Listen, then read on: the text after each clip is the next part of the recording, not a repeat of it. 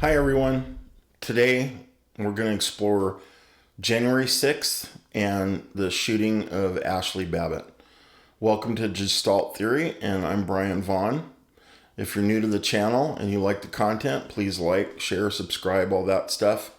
But I'm brand new at this and just trying to get information and produce videos, get them out there for everybody to see and consider. Trying to learn to work with scripts and other material, but there are some videos that I just want to speak a little more extemporaneously, more spontaneously, and I'm not a master at this yet. That day will probably come, but for now it's just you and me and what I have to say kind of off the top of my head. So everybody is familiar with January 6th. That was the certification date of the 2020 election. And right out in the beginning, I want to say that a lot of people that were present on January 6th were there to express basically a protest that Joe Biden had legitimately won the election. And you're either blind or you just can't see or are in complete denial if you believe that that election was legitimate. There is a ton of evidence, in spite of the fact that people on the left, Democrats, whatever, keep saying there's no evidence. No, that's not true. There were tons of evidence presented all over the place. A lot of it was right in plain public view. A lot of it went to court and was dismissed before it was even reviewed. So I don't care what anybody says. You will never convince me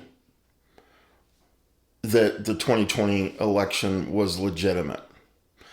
And the purpose of stealing the election was to create the current disaster we are experiencing now, which is really coming to the forefront. So it's not like nobody knew Joe Biden was incapable of executing the office of president or the duties of a president.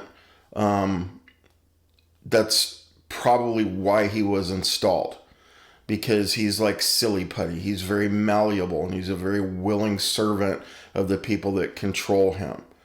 Basically, I believe he agreed. Yes, I will sit there as long as I can, and I will be your mouthpiece, and will sign whatever documents and issue whatever orders in order to execute, quote, the plan, whatever that is. But it seems to have something to do with destroying the United States of America as a constitutional republic and converting it, or fundamentally transforming it, in those famous words, into a Stalinist, Maoist, Marxist, communist, style of government. The people that have a global agenda cannot proceed until America is destroyed. They can't bring their entire plan to fruition. So Alex Jones made a good point that the intelligence agencies have basically been running the country since the assassination of John F. Kennedy. And there's a lot of evidence that suggests that it was the intelligence agencies that actually killed him. So I know that all touches on conspiracy theory, but conspiracy theory is a legitimate sociological term that says there was possibly a conspiracy and we have a theory about it. And then a lot of facts and evidence come to bear on trying to prove that theory. Police do it all the time. Investigators do it all the time. They develop a case based on a theory that there was a conspiracy, in other words, involving multiple individuals that had a culpable mindset who executed a plan, and the outcome was a crime. So that being said, there were a lot of other people that showed up in Washington, D.C. to attend the Trump rally, and they felt the same way. Some of them were not there to do anything illegal. They just wanted to support Trump, and they wanted to support the notion that Mike Pence, the vice president at the time, had the power to not certify the election, which is also true. I don't care what anybody says. The Constitution very clearly says the vice president will certify the election. Certify means to make certain. It is not a ceremonial function. It is a ministerial function. And in order to make certain, there can't be any facts in play that cast doubt, legitimate doubt, on whether or not the election can be certified. In this case, as I just said, there definitely were, and Mike Pence was aware of that. So he could have basically saved the country that day if he had exercised his legitimate ministerial duty and not certified the election. There were things that casted a lot of legitimate doubt on the election's certainty. So he could say, no, I'm not going to certify this. Not until these issues are resolved. And if there were legitimate issues that could not be resolved to, in certainty, declare Joe Biden the winner of that election, then Donald J. Trump would still be president. And we likely would not have all the problems that we have right now. Probably some of them. But a lot of them would be being addressed, such as the border. That's the obvious one. The economy. That's another obvious one. And we'll get into a lot of that later on down the road. But for now, I want to talk about Ashli Babbitt. So she was there to protest. I don't know if it was her intention from the beginning to barge into the Capitol. But, you know, we know the story that Nancy Pelosi was in charge of Capitol security and failed in her duty to secure the Capitol and wants to blame everybody else but herself, even though she's on tape taking responsibility and freaking out in the car. You know, we've all seen all that. So, but it was her job and it was her duty as Speaker of the House. So the whole thing about Donald Trump wanting to send in 10,000 National Guard troops, there's a lot of misinformation around that. So there's all these left-wing, you know, radical, far-left, Democrat political commentators out there who keeps denying the fact that Donald Trump ordered 10,000 National Guard troops to the Capitol. They're denying a fact that was never asserted. Donald Trump never claimed, never suggested that he had the authority to order National Guard troops to the Capitol. That would be a gross violation of the separation of powers doctrine. He can queue them up and get them ready in case that request is made. But Congress is a separate branch of government. In fact, they're the first branch of government. Now, it would have been an insurrection if Trump had ordered National Guard troops to the Capitol, because that's Nancy Pelosi's domain and her territory and her turf in her branch of government, which is Congress. And so all he could do is, as a courtesy, say, look, this rally is going to happen. Obviously aware that it could get out of control with some people and wanted to have troops available. If they wanted to avail themselves of that, which would have been the smart, prudent, and appropriate thing to do. But because I personally believe it was all kind of an intelligence operation set up, and her probably knowing that, the troops were not requested. So they weren't there. And the Capitol Police presence there was grossly underprepared for what was going to happen. So when the J6ers, for whatever reason, broke into the Capitol and breached the perimeter, the secure perimeter around the Capitol grounds, that was pretty stupid. That really gave the left a lot of ammunition to, use against Republicans and the conservative movement and the MAGA movement and Donald Trump. Obviously, that was just one of the stupidest things I've ever seen. There was no plan. It's just, let's barge in and create havoc and trespass and break shit, steal shit, and hand all this power to the left. And what was the plan? I'm curious. If anybody knows, please let me know. So they're going to break in and what? Disrupt the proceedings, as if that's really going to help. If anybody's been paying attention, the proceedings were disrupted, but the outcome was exactly the same, except now you've got people, J6 protesters, who are basically rotting in prison, who haven't even had a court date yet or a trial date. So, gross violation of due process. Everybody should get their day in court. And me personally, I think that if you went there and committed violence, if you weren't, provoked in some way, but if you just randomly broke stuff or abused cops or assaulted, Capitol employees, you should get prison time. Those are felonies, and you should get felony prison time. But you should get your day in court. That's for sure. If you merely trespassed and you walked around and you had waving a flag or whatever, that's could be a low-level felony, but more likely more of a misdemeanor. So you should get your day in court, and you should do your penalty, and you should be released. And you get a record for that, obviously. But you made your choice. You were all adults, and I understand that you went in there and may have been peaceful in the beginning, but then the Capitol Police might have started lobbing smoke grenades and rubber bullets into the crowd that was not protesting, until they started getting hammered by non-lethal munitions, and then that riled everybody up. But you shouldn't have been there. Pretty damn simple. You should not have been there. And it was stupid to be there because you couldn't get anything done. It wasn't going to help our agenda. It wasn't going to help further the MAGA movement.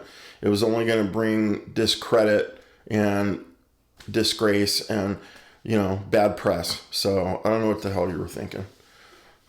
I supported you in principle until I really thought about it and realized it was just a dumbass move. So now the Capitol Police were trying to manage this situation as best they could, and there are certain intelligence tactics that are in play as they're trying to protect the building and, more importantly, the people inside. And so a lot of entrances were purposely opened to allow protesters in, because on the other side of the building, they were doing the best they could to evacuate congressmen and their aides and other Capitol employees that needed to get out. So directing people to one side of the building and opening it up, there's a tactical reason for that. And letting people out the other side, away from where the protesters were directed, is a perfectly legitimate response or tactic to use in an emergency situation like that.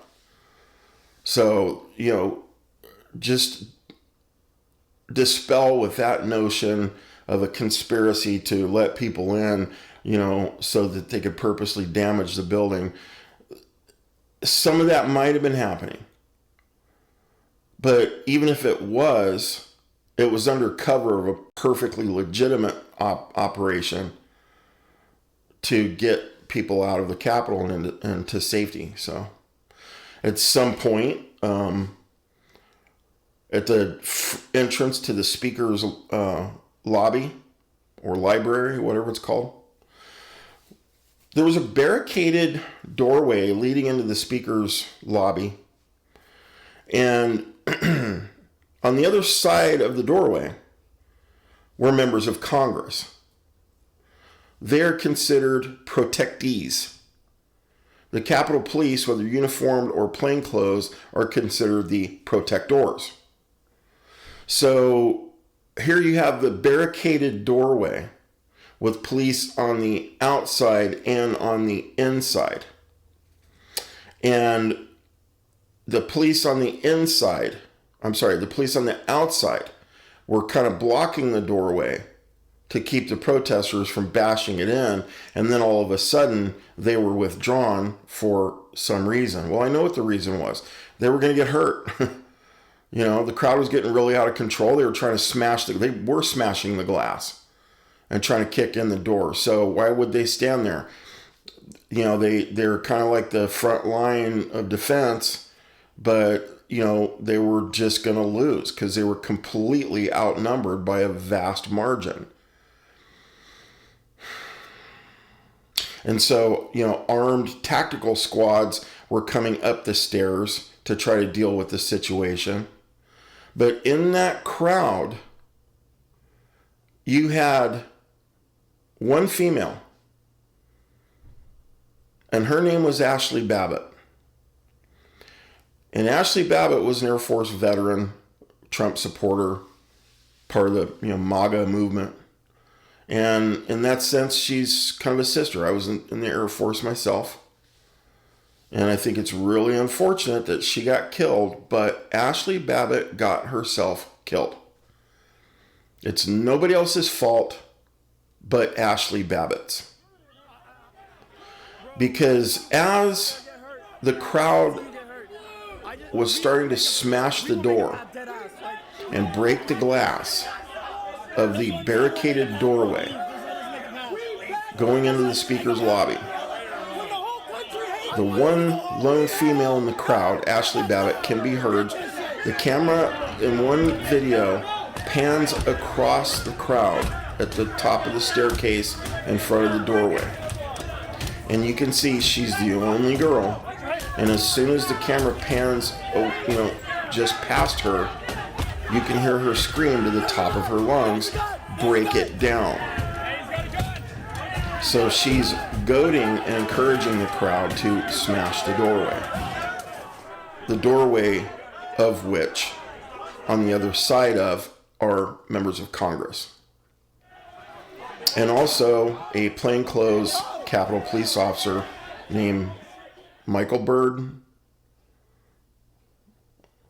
Anyway, Byrd is his last name. And he's standing in another doorway that's just inside the main doorway. And you can see him on video shot by that communist leftist, MAGA infiltrator, Jaden X, or whatever the heck his name is. The violent leftist communist radical protester that was actually on the payroll of CNN to put on a MAGA hat and break into the Capitol. So he was there. And from the frontal view, or from the view from the entrance to the speaker's lobby, he's on the left and he's taking video. And he's also encouraging the crowd to tear down the doorway and break in. But his phone video captured Officer Byrd's Glock handgun protruding from the alcove or the doorway where he was taking cover. And he was pointing it toward the door where the protesters were. And that's also why the officers on the outside blocking the door were withdrawn, because they don't want to get shot in the back. So I don't know where you people are coming from that are coming up with all this conspiracy stuff. I know how things can look on video sometimes, and yes, there are conspiracies in the world, and I believe we deal with them all the time. But if you engage that supercomputer that God put on top of your shoulders a little bit more, you can see how, that probably is not a conspiracy right there. So just look a little closer, do a little more research and apply common sense a little more. So, but anyway, here's Ashli Babbitt screaming, "Break it down." And then as soon as the window on the right going into that's into the door at the entrance of the speaker's lobby is broken, Ashli Babbitt immediately tries to jump up through the window and is up inside the window sill of the door, and she gets shot. So why? Well, there's some good reasons for that. As someone who has trained in tactical firearms and small unit tactics for many years, Ashli Babbitt pretty much did everything she could do to say, "Shoot me. Please, shoot me." So all those protesters breached the Capitol and entered the building and bypassed security. They were not searched. They were not scanned. They had backpacks and other, sling bags and containers that nobody knew what was in there. There could have been bombs, guns, grenades, poison darts, who knows? But when you are in a secure area and you broke into that secure area and you're wearing a backpack that nobody knows what's inside of it, as a security officer, it is your duty to presume that there's deadly weapons in there and most likely an explosive device. Now, just beyond the door, through the glass and the video, you can see congressmen who are in there probably shitting themselves because they've got this angry mob. And, you can say Congress is corrupt and all that. I agree a lot. You can say that, they do stuff that's probably not constitutional or legitimate, such as insider trading and all that. Yeah, I know all that. But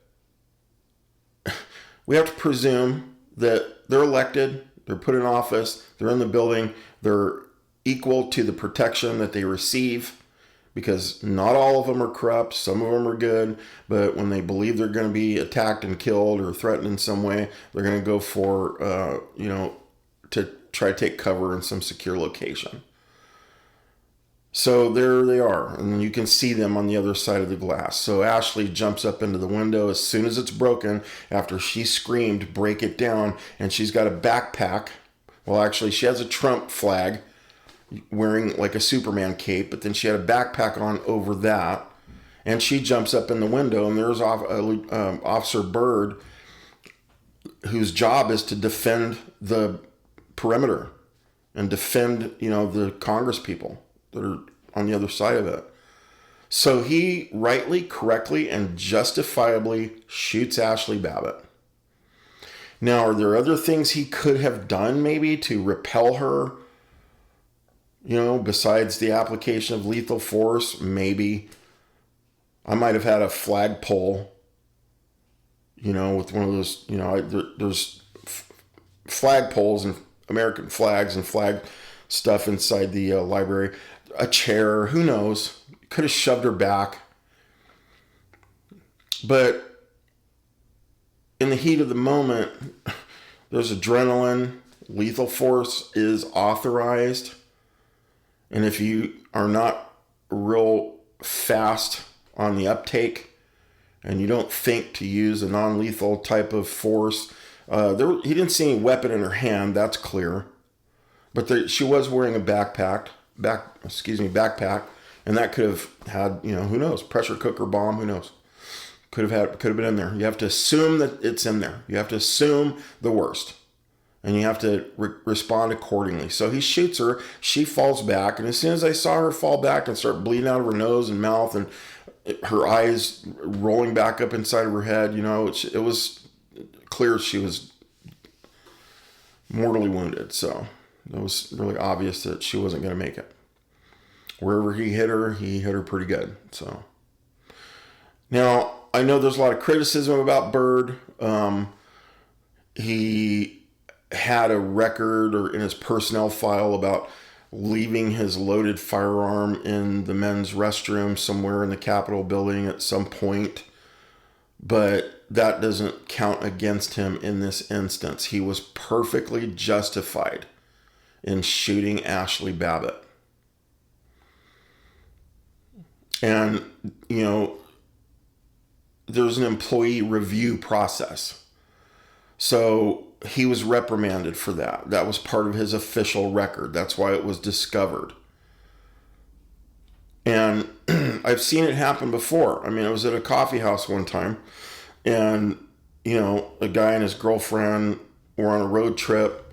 They came through my area. They stopped. They were not from there, but he went in to use the restroom and took his gun out of his holster, laid it on the back of the frickin' toilet, used the toilet, finished up, walked out of the bathroom.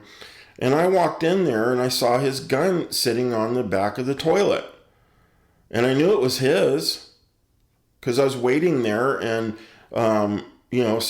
before he went in, some little older lady came out, and I knew she wasn't packing heat.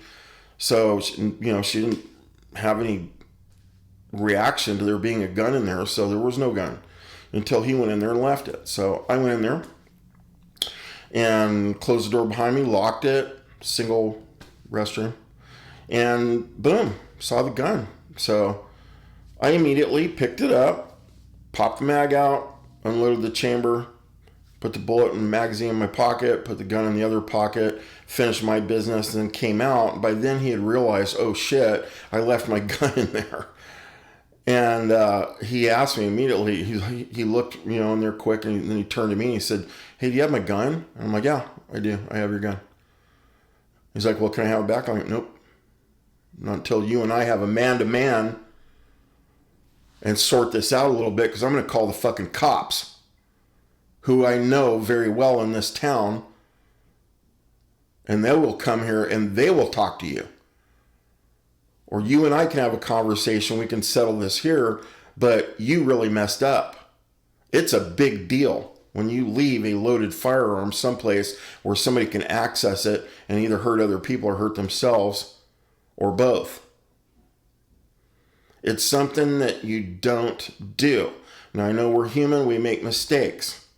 This is one mistake you try really, really hard to never make if you carry a firearm. Because you own whatever damage occurs as a result of your negligence and stupidity. And this is all exactly what I told him. So we were having, we kind of isolated ourselves. I didn't want other people overhearing this. But all he did was, a bigger dude too. So, it would have been a little bit to handle, if he decided to get pissed off or something. But no, he kind of went into scared little boy mode, being chewed out by his father. And I was a bit older, so, speaking from wisdom and experience and authority, and many, many years of, training and being in this environment, I let him have it. And I think he learned a lesson. I don't know, because I never saw him again. But I gave him his gun back. I gave him his magazine and the bullet that I ejected from the chamber. And it seemed like it kind of sunk in. But, I knew I was going to never see him again. But I told him, if this ever happens again, you're going to be dealing with the cops. And that's all there is to it. So it was on his record. Officer Byrd left his gun in the toilet. And I'm sure he got reprimanded for it. It was certainly in his file. So, but it wasn't as bad as it could be. And the tendency is to make a note of it and then move on. Things like that occur again, then a pattern starts to form, and now you're at risk of losing your job. So, but in this case, it wasn't a factor. It was not a factor in his shooting Ashli Babbitt. And that's just the way it is. So,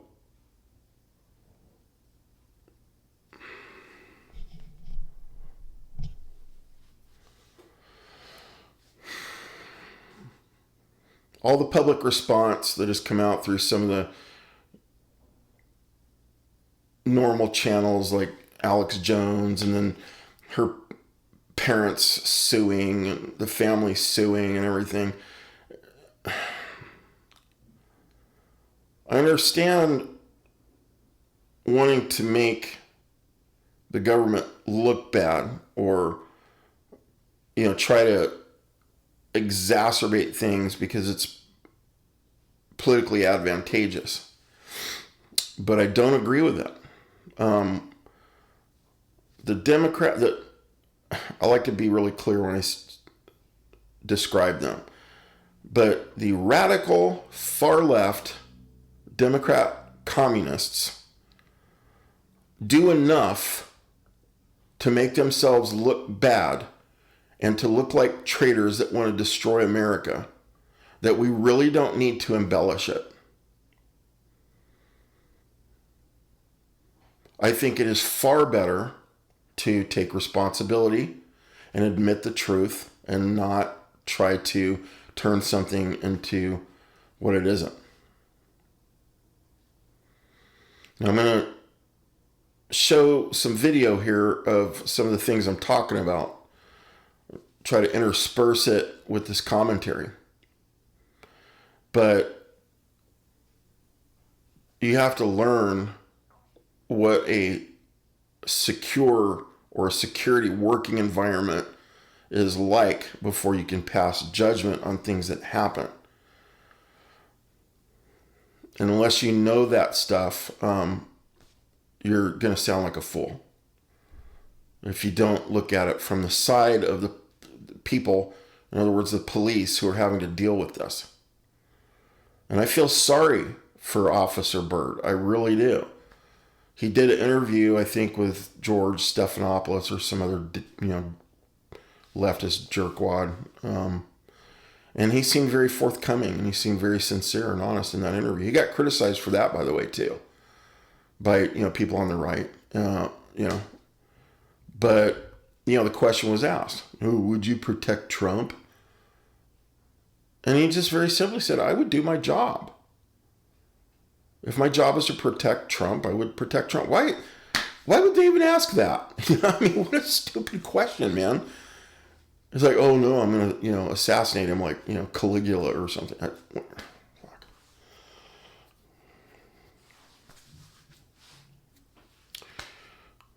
The right movement is the right movement. But we have to stay focused on truth and reality and what is actually happening, and not try to act like the left and embellish it and lie. We can amplify things. And, I think that's perfectly legitimate. But to spin things improperly is just wrong. So anyway, hopefully you like this content. Do some research, follow up. Like I said, I'll post some video clips, maybe even edit this a little bit today before I publish it. And you can kind of, see what I'm talking about. But if you like the channel, please help us grow. This is Gestalt Theory. And do all the regular stuff, like, comment, subscribe, share, all that. If you think I'm right or wrong, let me know. Try to be respectful, because, if you get in there and be rude, I can be really rude in return. And it's just, egos exchanging keyboard blows on the internet. It doesn't mean anything, until we get fucking nose to nose. Then it means something. So, but I'll see you next time. Thanks for joining.